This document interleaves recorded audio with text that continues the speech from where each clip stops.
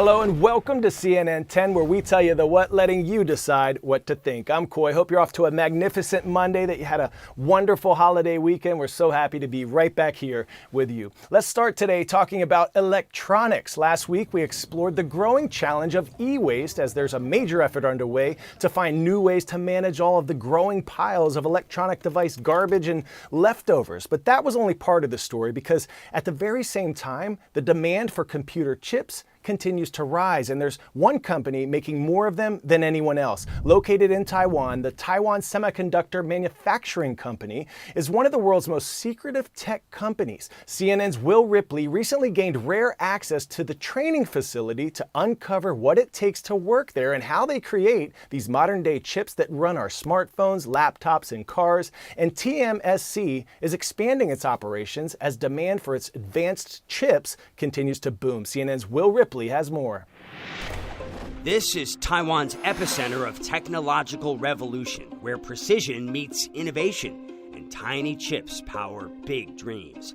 This is TSMC, Taiwan Semiconductor Manufacturing Company, commanding more than 50% of the global market, producing more than 90% of the world's most advanced chips.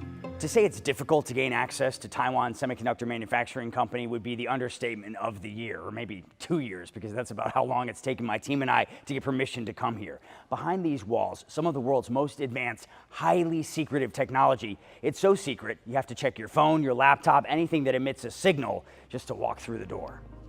As demand for AI-driven technologies soars, TSMC is the go-to global manufacturer, sending stocks skyrocketing. The company's workforce, 77,000 strong and growing, a far cry from its humble beginnings in 1987, says the Senior Vice President of Human Resources, Laura Ho. What is it like to run HR for what is arguably the most important company in the world right now? I think now HR is very different than the HR then, because we are fast expanding our global footprint. TSMC says it needs to hire thousands of new employees over the next few years to fill chip factories, or fabs, under construction right now across Taiwan and around the world.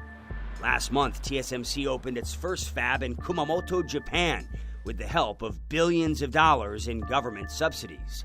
They're also building new fabs in Dresden, Germany, and Phoenix, Arizona. What's the most challenging location where you're trying to build a factory right now? I think Arizona is more difficult. Regulations and the culture is different. We have to adjust to local culture and different employees. Why the decision to do the more advanced technology in Arizona? Our leading edge customers are mostly American companies. So to serve their need in their home country, that's the objective. That Arizona fab is facing chronic delays. We need some more help with it, though, for sure. The price tag skyrocketing. Making chips outside of Taiwan and making them profitable will likely require huge government subsidies. They estimated the cost in the U.S. compared with Taiwan is about 40% more expensive. But right now, because of the inflation, all these kind of issues, right now they think it's probably 2 times or 3 times more expensive. TSMC's overseas expansion must overcome massive hurdles, an expansion world leaders say is necessary to protect the global chip supply chain from potentially disastrous disruptions. We got a taste of that during the pandemic. Months-long waits for new phones, laptops, and other tech. Any major disruption could mean waiting years for cutting-edge tech. Taiwan is a volcanic island prone to earthquakes, typhoons, and other natural disasters. There's earthquake, for example. I think all our engineer knows they need to go back to the company soon. Doesn't matter what time it is.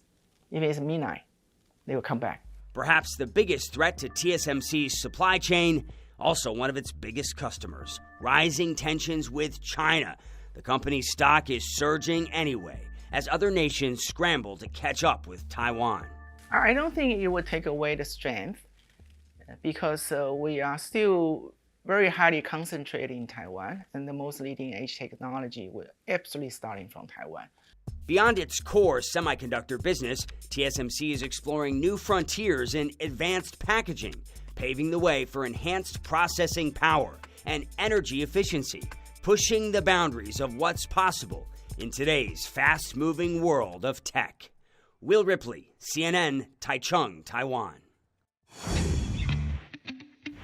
10-second trivia. What event made baseball history in 1903? First interleague game, first night game, first World Series, first perfect game.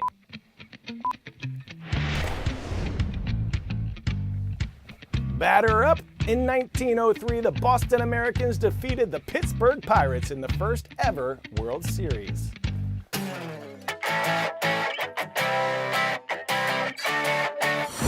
Buy me some peanuts and Cracker Jacks, folks. Baseball season is officially underway, and for today's story, getting a 10 out of 10, we're looking at a different kind of baseball. Have you ever heard of the Savannah Bananas? They're an exhibition baseball team that thought baseball was ripe for some change, and they peeled back what they called the boring bites and pitched an entirely new game. It's called Banana Ball. Our Andy Scholes is on the story.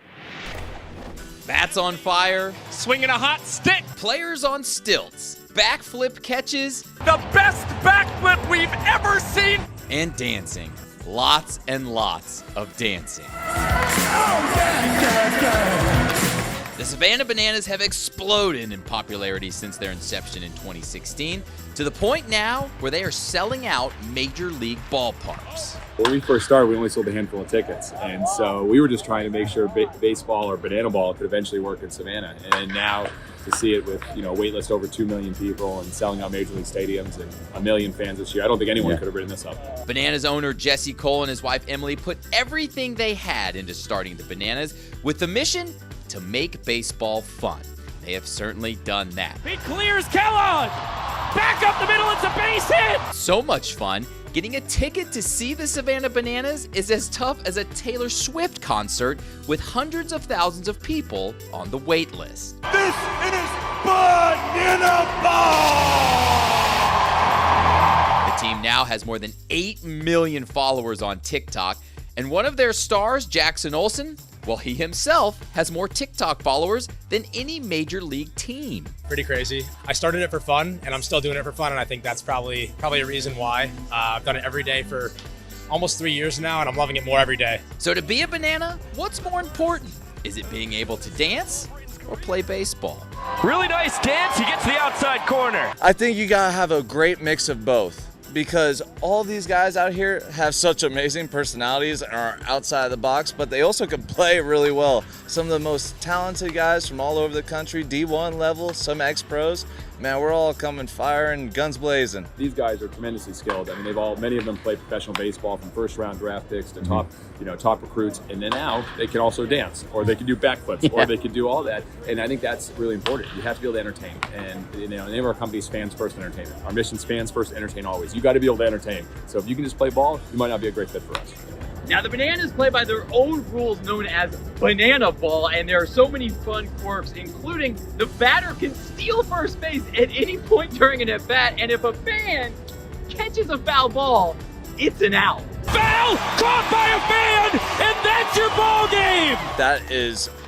It's like the cherry on top of the cake, When a fan gets to be a part of our show, actually coming onto the field, we're celebrating with them because they just made one of the biggest plays of the whole game. As soon as this ball's hit over the net, it's more intense than it is when it's hit in fair play, because we're like, holy cow, like a fan has a chance to catch this, the whole crowd's zoomed in on it. It's a special moment. It's by far my favorite rule. Now, watching the Bananas is a blast, but could I be a banana? Oh. Not even close. I'll stick to being a fan. Andy, busting out the dance moves. I see you, buddy. All right, superstars, that's all we have time for today. Let's head on over to Livingston Middle School in California for a shout out today. How you doing, Cougars? Rise up. And to all the senators out at Carson High School in Nevada, keep shining. Thanks for being with us. You rock. Now, this is going to be tough.